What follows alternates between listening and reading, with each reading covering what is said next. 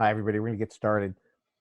First of all, I'm really glad for everybody joining us today. For those of you who don't know us, we're Valley Chiropractic Clinic. We're located in Juneau, Alaska. And I want to thank you again for taking time out of your day to join in on this webinar. Originally, I planned to do this later on in the month of April, but back in March, with the advent of the SARS-CoV-2 or COVID-19, I realized that we need to do this a lot earlier. This originally was more about lifestyle and nutrition to help kind of, protect your immune system. We're still going to talk about things to protect our immune system, but we got a little bit more specific about viruses and chiropractic care. So before we start, let me introduce myself to you all who don't know me. I'm Dr. Jason Nardi. I'm one of the chiropractors at Valley Chiropractic here in Juneau. If you're wondering why a chiropractor would be doing a talk on immunity infections, well, I have some extra training. I'm certified by the American Board of Chiropractic Internists in the diagnosis of diseases and internal disorders. And since I can't prescribe medication, I also hold a board certification in clinical nutrition from the American Clinical Board of Nutrition. The other reason a chiropractor is giving this talk will become more evident shortly. Please use the chat function for questions. I'll answer those at the end. We have a lot to get through, so I'm going to dive right in. The immune system is a complex network of cells and organs that defend your body against infections. The main parts of the immune system are white blood cells, antibodies, the complement system, lymphatic system, spleen, which is a partially part of the lymphatic system, bone marrow, and the thymus gland, which is a gland right around the front of your heart. The whole system is controlled by the nervous system and mediated by the hormone system, the endocrine system, and together they comprise the neuroendocrine immune system. So you can hear and feel your heart beating all the time, right? So you know it's working. The immune system, however, is pretty silent. Even though we're much less aware of our immune system, it's working 24/7 to protect us from thousands of potentially deadly attacks every day. So let's examine a few of those lines of defense and look at how the immune system uses them to protect us. Our first line of defense is known as innate immunity. This is a range of protective mechanisms that we're all born with. The innate immune system provides nonspecific protection against various pathogens such as viruses, bacteria, fungi, protozoan, and worms. A number of defense mechanisms serve the innate immune system, which include physical barriers such as skin, chemical barriers such as antimicrobial proteins that harm or destroy invaders, cells that attack foreign cells, and as well as body cells harboring infectious agents. That's how viruses work. Viruses infect your cells to make more viruses, which then explode out of those cells and go off and infect more cells. So this part of the innate immune system will actually tag and flag those infected cells for the immune system to destroy. Before moving on to the second line of defense, let's talk a little deeper about the mechanisms of the innate immunity. So your skin's the largest organ on your body, and it's made up of layers of cells serving as a protective barrier to infections. Not only does skin provide a protective barrier to keep invaders out, but it also secretes fatty acids and enzymes. The fatty acid oleic acid can kill certain bacteria on contact, while the enzyme lysozyme can break down the outer wall of certain bacteria and help eliminate it a lot quicker. Internally, mucous membrane linings of the respiratory, gastrointestinal, genital urinary, and even your tear ducts provide a protective barrier of cells that are constantly being renewed. These membranes trap small particles and prevent them from attaching to cells. Another crucial aspect of innate immunity is the chemical barrier to infection. When microbes penetrate the body's protective barrier, they enter the internal tissues, and here they encounter a variety of chemical substances that attempt to prevent their growth. There are a lot of mechanisms in cells by which chemicals work to harm and destroy invaders. These processes go way beyond the scope of what we're going to discuss today. Just know that they're continually on, and they're looking out for foreign invaders and pretty much ready to strike at any given time. So, early induced responses are the final process of innate immunity that we're going to talk about today. Many of you are familiar with this response, but probably have only heard about its dangers that it can pose, and that's inflammation. Inflammation can eliminate infections or at least hold them in check until a specific acquired immune response has time to develop. Infection often results in tissue damage, and tissue damage triggers an inflammatory response. The signs of inflammation include pain, swelling, redness, and fever. And these are induced by chemicals released by macrophages, specialized white blood cells. Inflammation is a healthy protective immune response, but when chronic inflammation exists in the body for a long period of time, we can see the development of chronic diseases. A second line of defense is called acquired immunity. It's named as such because we're not born with this form of immunity. It's actually acquired through the exposure of pathogens. This line of defense really comes from the exposure to an infection or a disease, as well as another person's antibodies. Most specifically, from breast milk. Breast milk is probably the first way we get immune proteins into our body. We get a particular one called IgG. So if there's any pregnant moms or moms expecting, please consider breastfeeding if you weren't already. It really helps build a very healthy immune system in your newborn. Acquired immunity, it's pretty well established that persons who contract a certain disease and survive it generally don't catch those illnesses again. For those of us who have had chickenpox or measles, we acquired immunity to those. This is made possible through this mechanism of acquired immunity. When our immune system is exposed to a pathogen, it learns to recognize it, and that makes your immune system better equipped to fight it off the next time you're exposed to it. So acquired immunity is dependent on specialized white blood cells known as lymphocytes. Lymphocytes are the cells responsible for the body's ability to distinguish and react to an almost infinite number of different foreign substances. So lymphocytes originate in stem cells that are in the bone marrow, and they travel and multiply in response to appropriate stimulation. And appropriate's a very important word when we talk about immune function. We'll get into that a little bit later too. If you've heard the term T cells and B cells, these are referring to the different types of lymphocytes. T cells come from the thymus gland, and B cells originate in bone marrow. Both are able to recognize and help eliminate foreign molecules, but they do so in a different way. Again, that's a lot more than what we're going to talk about today. Lymphocytes are distinguished from other cells in the body by their capacity to recognize foreign molecules. They do this by means of something called a receptor molecule. A receptor molecule is a specialized protein, and the shape of that protein is what's important. The shape's designed to fit foreign molecules. Think of these molecules as a key that fits a particular lock. So any foreign material that binds specifically to a receptor molecule is then called an antigen. Antigens include molecules found on invading microorganisms, such as viruses, bacteria, protozoan, and fungi, but also molecules located on the surfaces of foreign substances, like pollen, dust, or even transplanted tissue. Certain antigens can induce an immune response when they bind to a receptor molecule. So one of the many incredible abilities of the immune system is that it can keep records of every microbe it's ever defeated. This enables the immune system to recognize and destroy the microbe quickly if it enters the body again before it can multiply and make you get sick. However, some infections like flu and the common cold have to be fought many times because there's so many different viruses or strains of the same type of virus that can cause these illnesses and the same symptoms, right? So therefore, catching a flu or cold from one virus doesn't automatically give you immunity from all the others. So keeping record, though, is how we acquire immunity through vaccinations. The immune system is triggered by a small amount of an infectious agent to produce antibodies. This enables the body to quickly launch an immune attack and kill off the viruses in future exposures. So what we're exposed to really dictates our acquired immunity. For example, where we live, vaccinations, our exposure to different environmental conditions. These all impact our ability to fight off various diseases. If you've ever experienced allergies when visiting someplace for the first time, this is really due to exposure to something your system isn't already familiar with. The next time you go there, you may not have the same reaction, and that you could thank your acquired immunity for that. Because we're all exposed to different pathogens, we all have a unique immune system. This really means that our immune system varies from person to person. While we all have similar innate responses, such as skin, we acquire immunity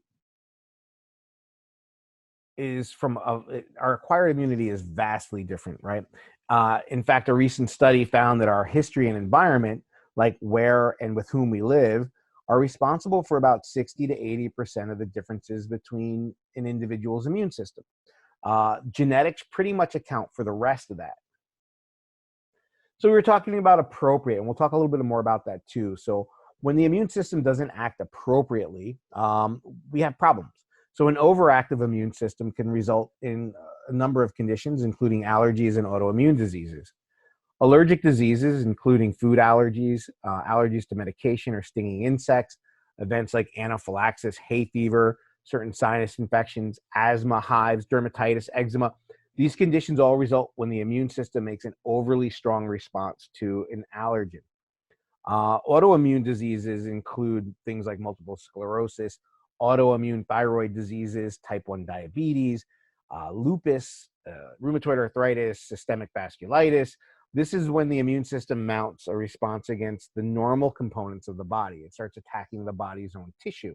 And this is where autoimmune disorders come from. On the other side, we have an underactive immune system. This is also known as an immunodeficiency. This is when the immune system doesn't act appropriately and makes people more vulnerable to infections. It can be life-threatening in some severe cases. Immunodeficiencies can be inherited. These include conditions like common variable immunodeficiency, or CVID, X-linked severe combined immunodeficiency, also known as SCID, and complement deficiencies. Immunodeficiencies can also come from the result of medical treatment or caused by another disease like HIV and AIDS or certain types of cancers. What we can do. So, now a little bit more in-depth look at understanding the immune system and how it works to protect us. Let's go on to a little bit on things that we can do to strengthen and protect our immune system. Right, the ability to strengthen the immune system and protect it is complex, and it's continually under study. This is due to the fact that the immune system is a system. And again, the system really consists of three legs, right? You need three legs to make a stool work.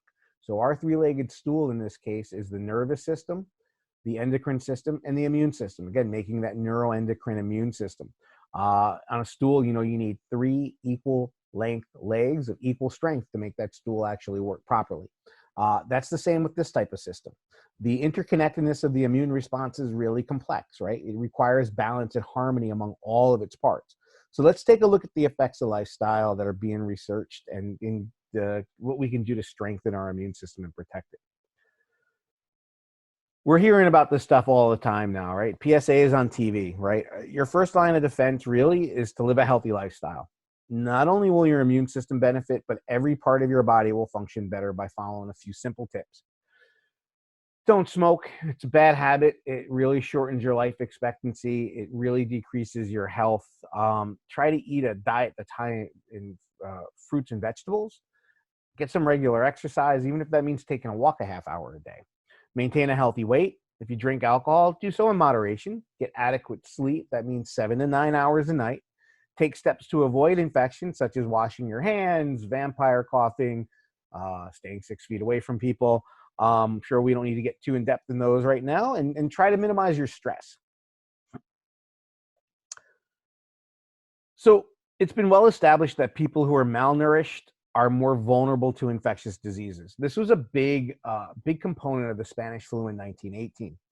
There were several droughts around the world, and if you look at where those droughts were, those had the highest mortality rates in those countries, India being the worst. Another group of individuals who are susceptible to micronutrient malnutritions are the elderly. And so we're on the same page. Micronutrients are things like vitamins and minerals, where macronutrients are carbohydrates, fats, and proteins. So the elderly seem to have more micronutrient deficiencies in minerals and vitamins because older people tend to eat less, and they often have less variety in their food. So micronutrient deficiencies, like deficiencies in zinc, selenium, iron, copper, folate, which we'll talk about again later on, vitamins A, B, C, and E, these all have an effect on the immune system.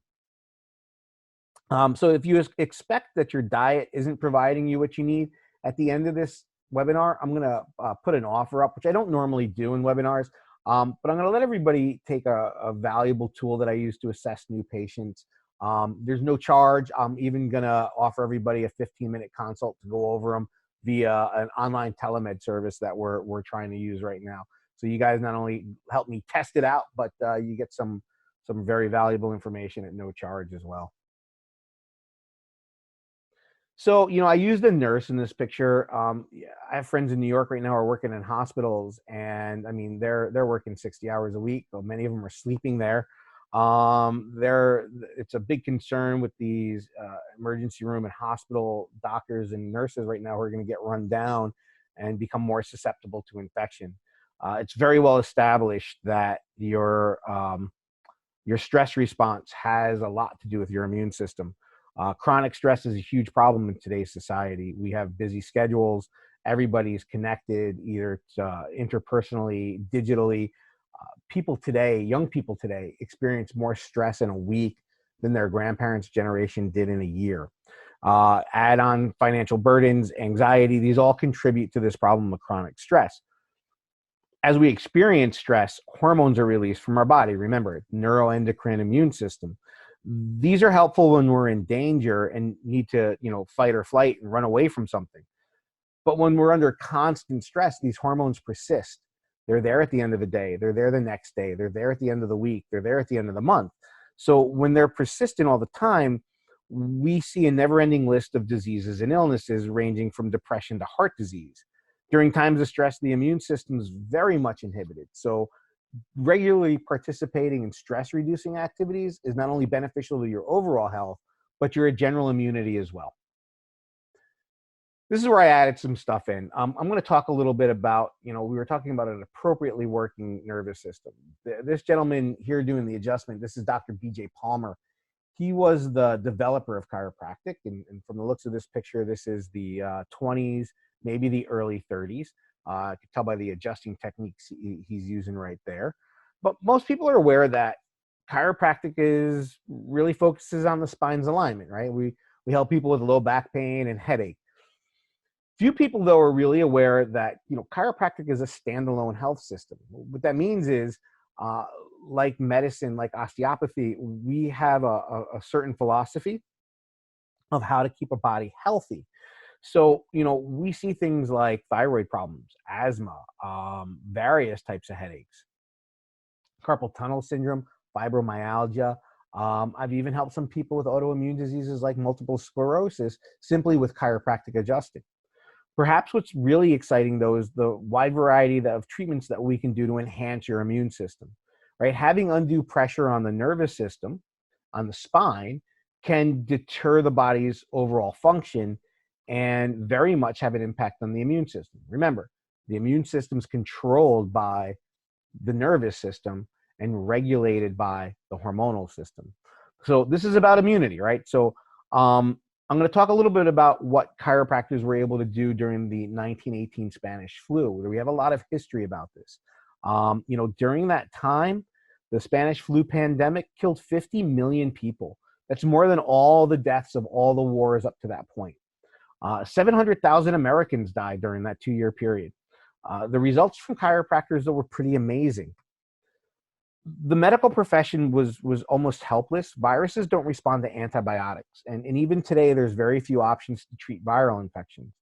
Even less when they cause things like pneumonia or a deadly cytokine storm. These are the ways that viral infections can cause death. This picture here is an emergency hospital during the influenza epidemic. This is Camp Funston, Kansas. This is 1918. I counted 160 beds, so there's probably more. That's just what we can see in our field of view. Chiropractic was about 20 years old in 1918. We were often referred to as drugless doctors. The chiropractic profession was in place and seeing patients. Davenport, Iowa, which is the home of the first chiropractic college.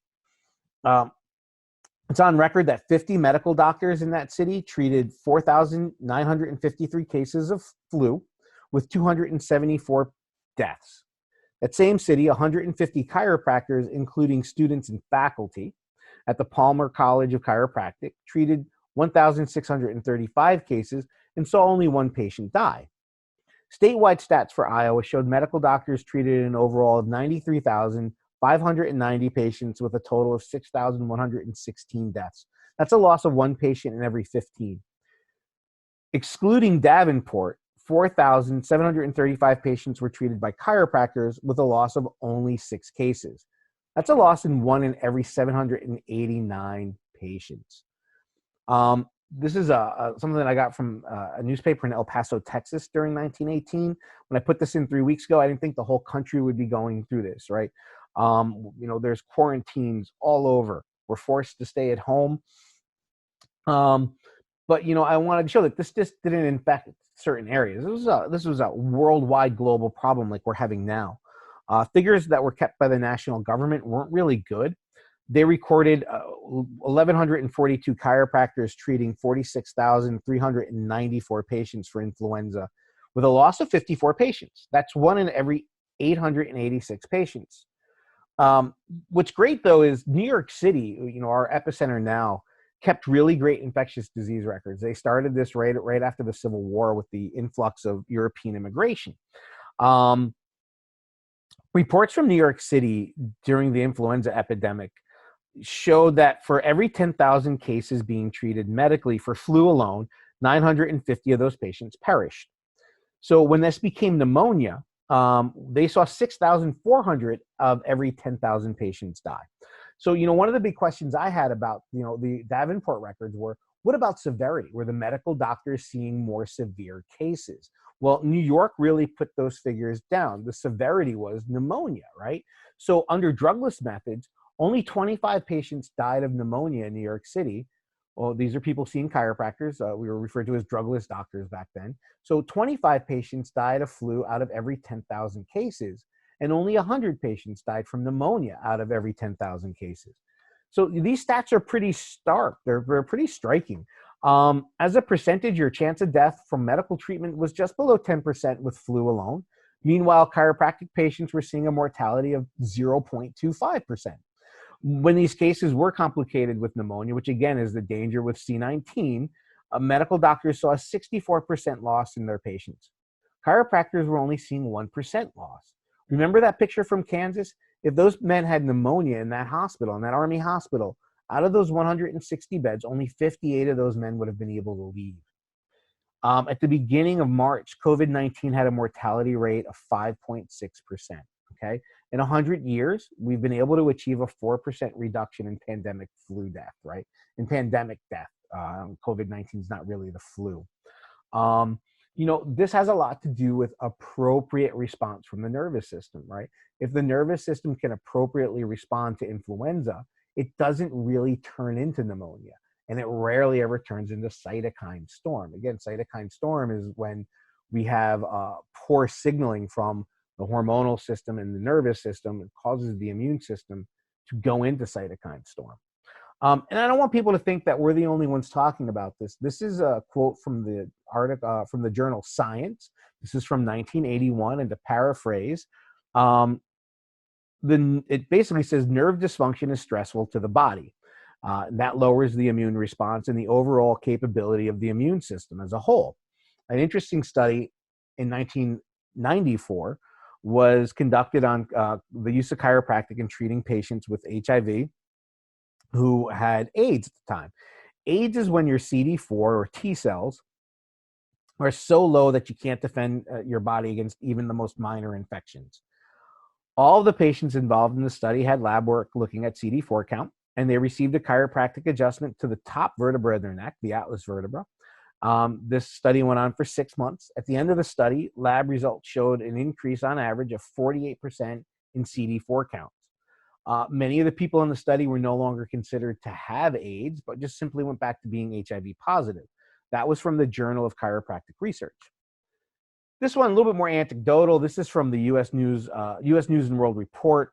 This is from an article written by David Starr called "Surprise, Chiropractors Can Treat These 5 Conditions." Interleukin-2 or IL-2 is one of the key virus fighters in our body. Interleukins are signalers for viral infections to make things like cytokines go out and attack viruses. Previously, IL-2 was thought to be part of the immune system, but it was recently discovered that it was really part of the nervous system. This led researchers to believe that neural dysfunction from spinal misalignments led to poor performance in the immune system. To kind of go back a little bit to what the original presentation was about, I'm going to talk about a few things that we can do at home to help kind of strengthen our immune system. Many of us have heard the benefits of the Mediterranean diet. The reason why the Mediterranean diet is so beneficial is because it reduces chronic inflammation. The diet's really rich in minimally processed plant foods, healthy fats, and is shown to reduce the risk of developing multiple chronic diseases and increases life expectancy. Data from several randomized clinical trials have demonstrated a beneficial effect on primary and secondary prevention of cardiovascular disease, type 2 diabetes, atrial fibrillation, and breast cancer. The exact mechanisms by which the adherence to a Mediterranean diet really affects people isn't very well known. However, the accumulating evidence indicates that the areas that are most affected by this dietary pattern are: one, it protects you from oxidative stress, inflammation, and platelet aggregation, platelets in your blood. This is how we can form clots and close up arteries. It has a lipid lowering effect, or lowers cholesterol, specifically bad cholesterol. It helps modify hormones. And it also cuts down on growth factors involved with certain types of cancers. It also helps with the gut microbiota, or the good bacteria that grows in our intestines. This is another really key and important part to our immune system. Those little critters, the good bacteria, help make a lot of our immune tissue. There's also an enormous nervous system there called the enteric nervous system. We call it our second brain. There's actually more connections, nervous connections, in your enteric nervous system than there is in your brain itself. We're not really, there's a lot of data emerging about the enteric nervous system and its role in keeping health working very well in bodies, especially in immune problems. The other reason why the Mediterranean diet has such a good impact is due to the use of something called flavonoids. And we're going to talk about those a little bit on the next slide. So, really, the best way to get all the things you need in your diet is to eat them, right? We call nutritional supplements because that's what they are. They're supplemental to what you're already getting. Sometimes a body needs more. Sometimes you're not getting the certain things you need. Some people have a problem with absorption, which we're going to talk about when we get to discussing folate versus folic acid. So, again, focusing on the big picture, you want to get as many things as you can from your diet. And here's just a couple simple tips. Taking in fiber. Fiber really helps reduce bad cholesterol in our bodies. You can find this in brown rice, barley, oats, but also nuts, beans, and lentils. Apples, blueberries, even carrots are high in fiber. Vitamins and minerals are also really important, these macro versus micronutrients. So micronutrients, vitamins are organic substances. They're found in all of our foods. They're found in plants. They're found in animals. Minerals are the inorganic elements, and we get these from the earth, from water and soil, but they're found in things like vegetables, and to a lesser part are animal and fish proteins.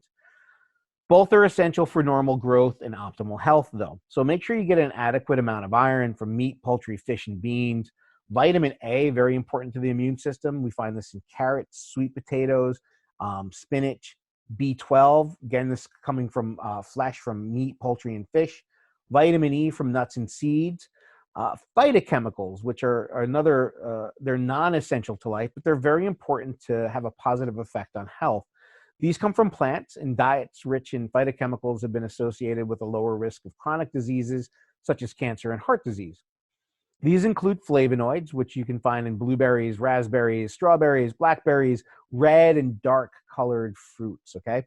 Carotenoids, which are orange vegetables, such as carrots, like carotenoid. Sweet potatoes, winter squash, lycopene, which is found in tomatoes. Isoflavones, which come from soy foods. However, I'm going to make a statement about soy. You want to have more fermented soys. And soy in its natural state, you want to avoid soy isolates. These have a horrible effect on the endocrine system, especially estrogen metabolism. Another one is resveratrol, which is found in red grapes, and catechins, which are found in most teas, the tannin, the bitter part of tea. If you don't like vegetables, you can get creative. If you take some finely grated carrots or zucchini and add it to like pasta sauce, meatloaf, or chili, even a stew, it's a great way to get an extra serving of vegetables in, and people who don't like them aren't going to really protest because they're not going to notice they're there. You could dip vegetables into hummus or another bean spread. You can even add some peanut butter to or almond butter to slices of banana or an apple. There's lots of different ways you can get creative and try to get more vegetables and good nutrients into your diets. One of the most important things, though, is really you got to avoid the processed foods. You got to be really careful of those. Processed foods like packaged meats, cookies, chips, other snack foods, they're really high in unhealthy fats. They're high in unhealthy salt. And I very much make a differentiation between healthy salt and unhealthy salt. They're high in sugar and they're often linked with inflammation. Limiting your alcohol content is also really, really important too, especially if you're taking certain medications. So always discuss options with your doctor, especially if you're taking things like methotrexate. Um, it's just good to know if there's going to be an interaction ahead of time. Okay, so many of us are kind of familiar with folic acid, right? It's used during pregnancy to help prevent neural tube defects in babies. Um, you know, there's been some interesting studies coming out that show that diets with an excess amount of this B vitamin, of folic acid, can really have a bad effect on our immune system and lowers our ability to fight cancer as well. So the reason why this is because folic acid isn't a natural form. It's not a nutrient. It's a chemical. What we hope, though, is that this chemical, when it gets ingested, will be transferred into folate inside of our liver. However, there's a large population of mostly Caucasian people of European descent who have a genetic mutation that don't allow them to do this. This SNP is called MTHFR, and there's 4 genes that comprise these SNPs. And some people can have bad genes across the board and don't methylate at all, or can't use folic acid, while some have a couple defects in those genes and they become slow methylators. Folate is extremely important in lung health, especially during an infection. It becomes something called a methyl donator and really helps keep lungs healthy and really helps that membrane trap more things and get things out quicker. Folate's found naturally in a lot of foods. It comes from foliage-rich foods, leafy green vegetables, but it's also found in things like beans, eggs, certain grains, and fish. Additionally, we fortify a lot of our cereals with folic acid. So a lot of our breads, a lot of our commercial cereals have folic acid added to them. There was a study done by Tufts and the National Institute of Health that looked at people over the age of 50. They have the highest intake of folic acid. What we found was about 5% of them who were taking over 1,000 micrograms a day had lower immune functions. Personally, the way I get around this in practice is I use an activated form of folate. I use something called methyl tetrahydrofolate, which is what folate becomes in your liver. It's the usable form, so we don't even have to metabolize it. If you're using an over-the-counter vitamin, if you're picking them up at, Costco or CVS or one of the supermarkets, more than likely you're going to have folic acid in there and not folate. You want to make sure you're getting a good multis from a health provider, somebody who knows something about nutrition as well. Guys, we covered a lot of information. I'm going to pause this for a minute and I'm going to answer some questions. I'm going to post this online. So if anybody watching this later or if anybody on the original call has questions that we didn't get to tonight, please, I'm going to have comments open on both Facebook and our blog. I'll give you that information at the end of the presentation. So listen, I want to thank everybody. Really, thanks for taking your time. If you'd like to learn more about your health, again, as a thank you, I'm inviting each of you to take advantage of one of my most valuable asset tools. It's an online questionnaire that I use to look at new patients and their health and nutritional status. You answer a series of questions about your health over the last 3 months. You do it on your computer or a tablet. Once it's done, I'll set up some time with you. Again, no charge. This is really all just as a thank you. We'll spend 15 minutes going over the test and looking at some things that you could do to help improve your health and, kind of protect that immune system. Again, thanks so much, guys, for taking time out to join in on this experience. The topic of health is really important, and immunity is vital right now. The more we know about how our bodies work, the better equipped we are to defend ourselves from diseases and, stay healthy. If you think you have any questions in the future, my contact information, my email is contact@canopynaturalmedicine.com. That's also my nutritional arm here. You can find us at canopynaturalmedicine.com. If you want to know more about what I do personally, nardichiropractic.com is great. valleychiropracticclinic.com is the website for the clinic. You can also follow us on Facebook. We're Facebook.com/Valley Chiro Clinic. And listen, I hope to talk to you all soon. Keep an eye out for the recording. I'll send that out to you guys as soon as we can get it uploaded. And I'll be getting NutriQ questionnaires out to everybody who was on the list. So thanks all. Have a healthy and happy evening.